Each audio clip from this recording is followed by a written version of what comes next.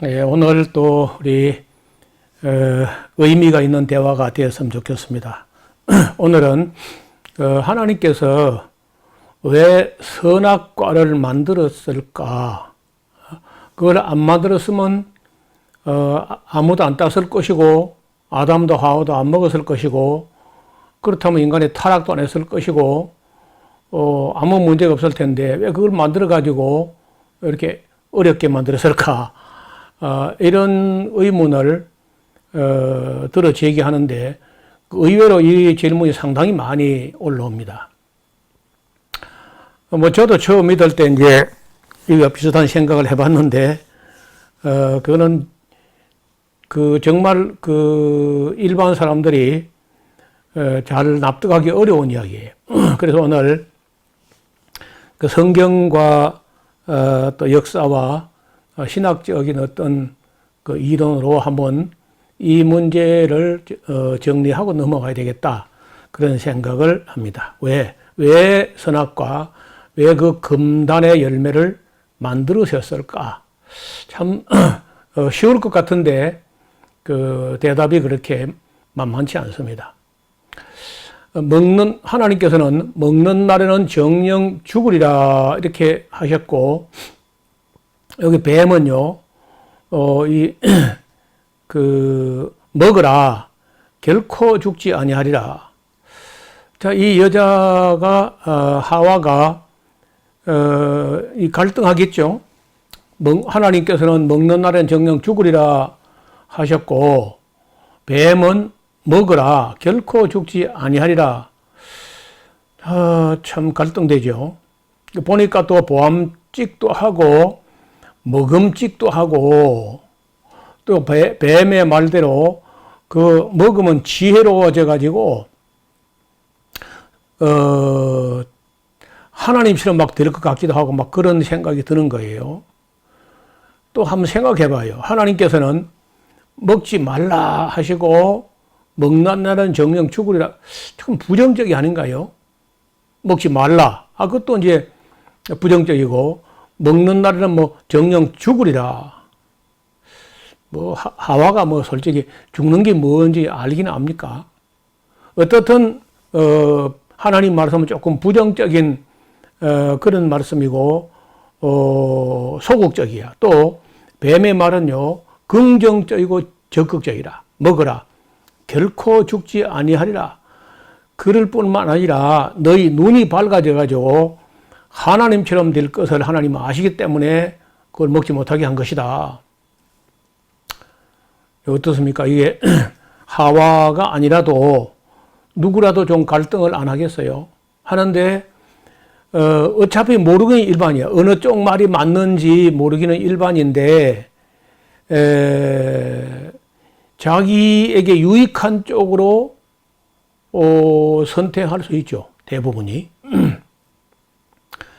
결과는 모릅니다. 어느 쪽이 진실인지 모르는 거예요. 그런데 먹으라 하는 것이 기분이 좋아요. 먹지 말라 하면 또 그 기분이 별로 안 좋다고요. 그래서 이제 하와가 약간 갈등했겠지만은 어차피 모르는 거니까 쏘을 때 어느 한쪽으로부터는 쏘는 거죠.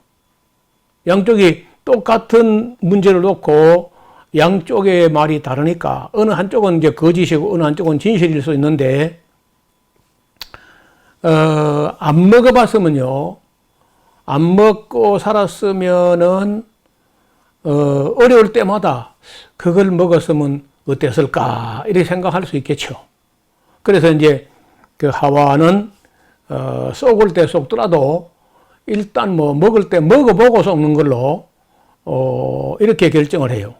그래서 이제 따서 먹게 됐는데, 여러분, 이 따서 먹었을 때 하와가 그냥 그 피를 토하고 엎어져 죽어버렸으면은 어쩌면은 아담은 안 먹었을 거야.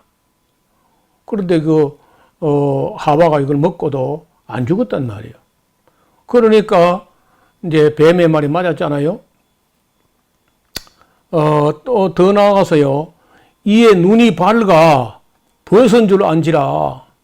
그러니까 여자가 먹는 걸 봤기 때문에 아담도 먹었고, 먹고 둘이나 먹었는데 둘 다 안 죽었고, 안 죽을 뿐 아니라 뱀의 말대로인지 눈이 확 밝아지면서 서로 벗은 줄 알고 부끄러워했다는 거예요. 자, 이렇게 사람이 한번 무슨 이상한 체험을 딱 하고 나면은 그다음부터는 진리를 우습게 여겨요. 체험이 더 중요하다. 이 체험 신앙이라는 게 때로는 위험하다는 거예요.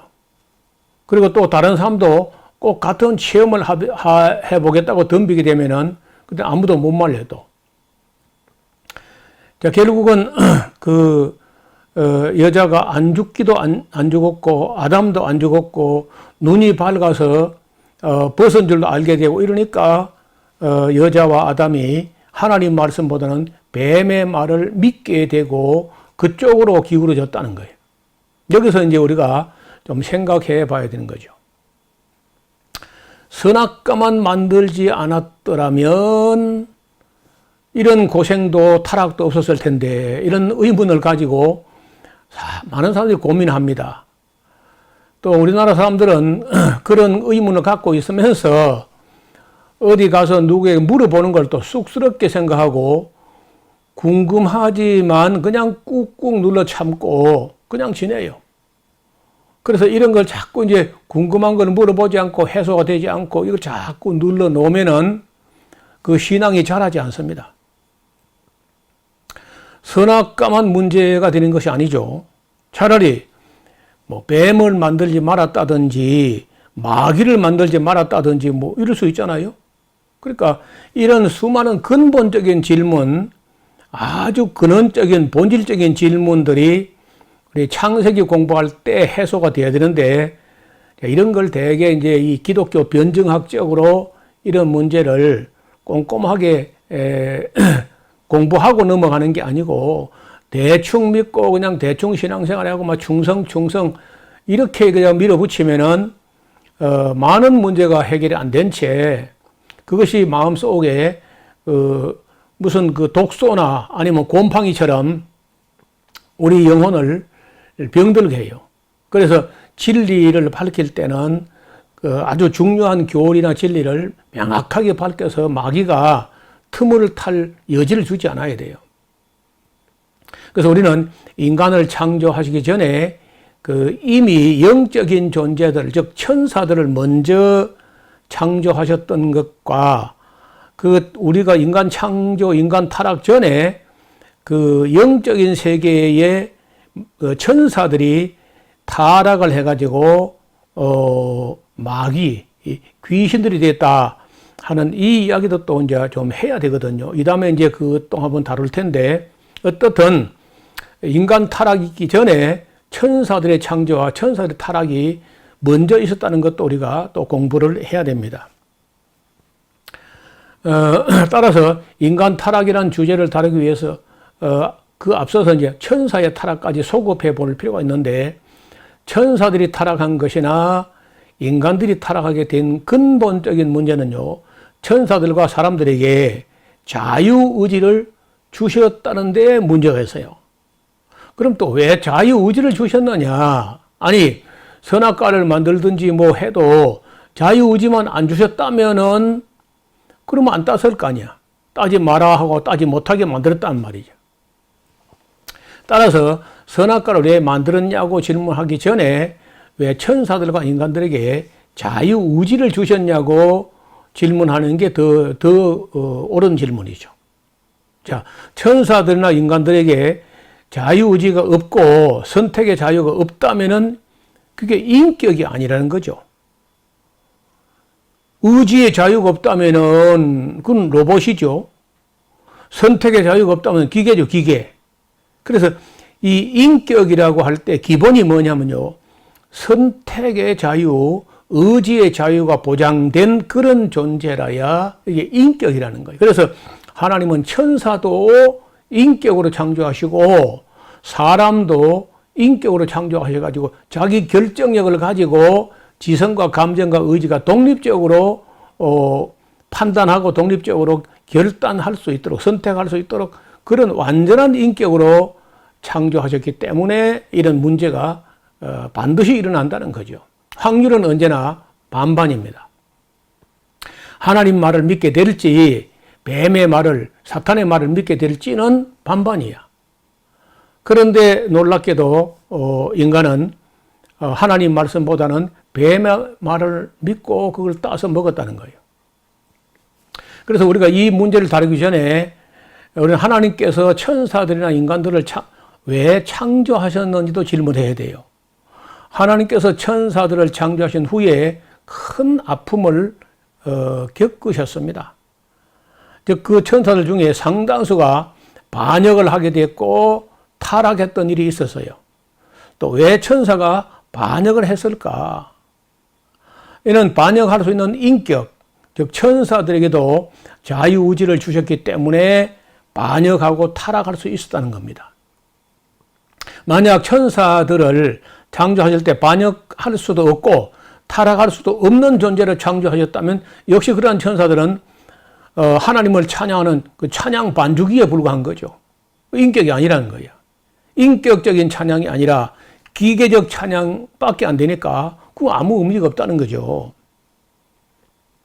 사람도 마찬가지입니다. 선악과도 없고 마귀도 없고 자유의지도 없고 의심도 없고 타락도 없이 선택의 자유도 없고 선택의 여지도 없는 존재라면은 인간은 착한 일만 하는 기계나 로봇에 불과한 존재가 되고 말았겠죠. 그래서 즉 선악과를 만드신 것은 인간들로 하여금 의지의 자유와 선택의 자유를 가지고 인격적으로 분별하고 선택하고 또 그 선택한 그 결과에 대해서는요 책임도 져야 하는 그런 존재로 창조한 거예요. 이게 인격이라는 겁니다. 앞서 말씀드린 대로 언제나 확률은 50%입니다. 그러나 인간은 하나님 말씀보다 뱀의 말, 즉 사탄의 말을 선택했고 인간도 역시 타락하게 됐습니다.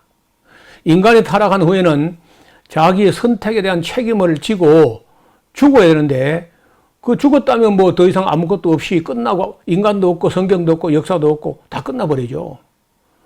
그러나 하나님께서 그렇게 타락한 인간들에게 긍휼을 베풀어 그 인간의 자손, 자녀가 태어나게 하신 것. 이건 천사도 몰랐던 극비에 속한 일인데 사탄도 전혀 몰랐던 일이죠.